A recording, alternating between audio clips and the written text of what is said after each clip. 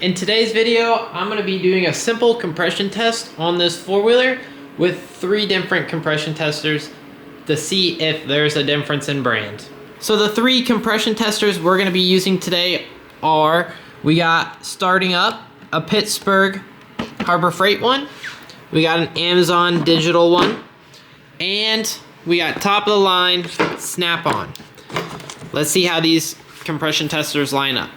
Because I've had these for a while, and I swear this one is always not really accurate, or I always question the readings.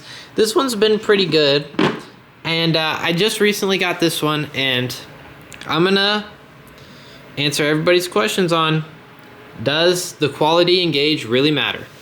Starting off, I got the Pittsburgh one hooked up. Battery is dead in this unit, like dead, won't take a charge, so I will be pull starting this four-wheeler.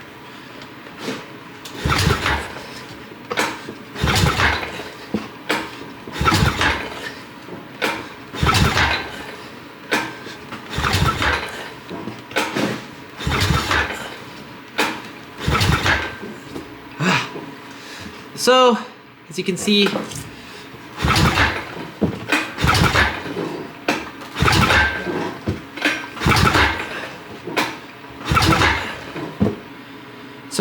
there, the Pittsburgh compression tester is reading about 110 PSI. So, let's swap the other 2 gauges on and see what they read. Okay, I now got the digital one set up in PSI. Let's see what it'll read.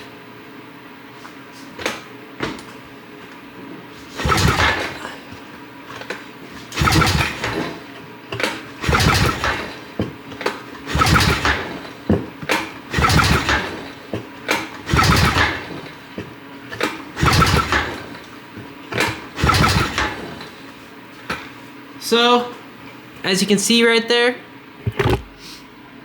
our gauge is reading basically 111. So, the Pittsburgh one read 110 roughly. This one says 111.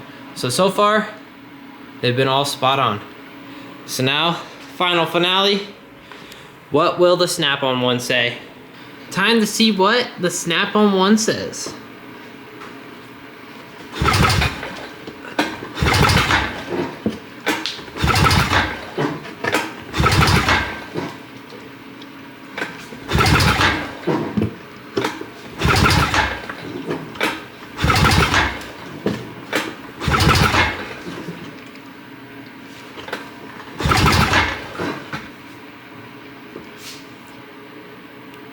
Yeah, so probably like 110 to 115. So pretty darn close to the other 2.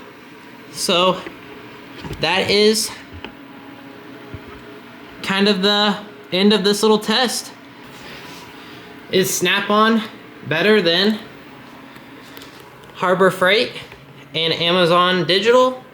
Well, they're all pretty darn the same. But I do have something to mention. So although all 3 of these gauges read the same, there is some pretty big differences between the quality between all 3. So starting off with these ones right here.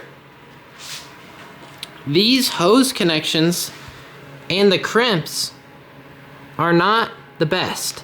So this is the one out of the Harbor Freight kit, and these connections actually were making me not get the same pressure reading on these gauges. So I used this gauge and this gauge with this line from the Amazon one, and they both read 110. But when I was trying to use this line, I was only getting about 80. So this is bad. I marked it so I know for future testing. So when you get a cheaper quality, you lose PSI in some of these cheaper crimps. So this one has a little bit better of a crimp system on it than, as you can see, this little 4 crimp. And so this could be a culprit on why your cheap gauge is reading bad, is the quality in your adapters and hoses. So yeah, you want to make sure you have this 4 crimp style. That may be your culprit, versus this one has a lot more crimps. And that's where, when you go to the quality then in Snap-ons, is you have, again, the better crimp, same crimp style as this one, but on your attachments here, look at these gnarly things. They're insane. See the size difference and the quality of the crimp versus that? So when you buy something that's $300 to $400, you're getting way better quality in all these connections so that you get good, accurate readings versus the cheap China quality. Well, I guess all these are kind of made in China. I don't know, maybe, no, Snap-on's American made, I don't know. But yeah, so when you're paying $300 to $400 for this gauge kit, you're ensuring that you have good quality connections that will give you accurate readings versus some of this cheaper stuff that's not as dependable, that can make you be flustered on thinking you have a blown up engine when in reality you just have a bad crimp on your hose connections. So make sure you get a hose that has at least a crimp like this, and yeah, so then you're not getting trolled on your readings, because I have had this one giving me inaccurate readings, having me confused all the time. And so to now have all three of these kits and being able to test them out to verify that it's not the gauges, all the gauges act and perform good, it's in these crimps.